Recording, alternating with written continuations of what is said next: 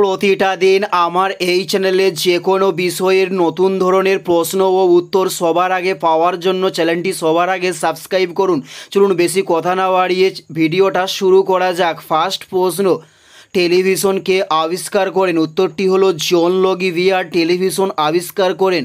উত্তরটি হলো জন লগি বিয়ার্ড টেলিভিশন আবিষ্কার করেন। নেক্সট প্রশ্ন, ভারতের প্রথম মহিলা শাসক কে ছিলেন? উত্তরটি হলো সুলতান রাজিয়া ভারতের প্রথম মহিলা শাসক ছিলেন।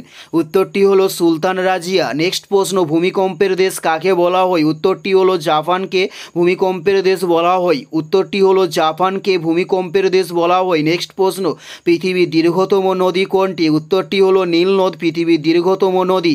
উত্তরটি হলো নীল নদ পৃথিবীর দীর্ঘতম নদীকে বলা হয়।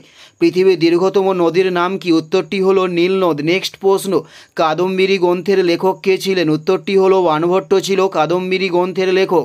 উত্তরটি হলো বাণভট্ট ছিলেন কাদম্বিনী গ্রন্থের লেখক। নেক্সট প্রশ্ন, জর্ডানের রাজধানীর নাম কি ছিল? উত্তরটি হলো আম্মান ছিল জর্ডানের রাজধানীর নাম।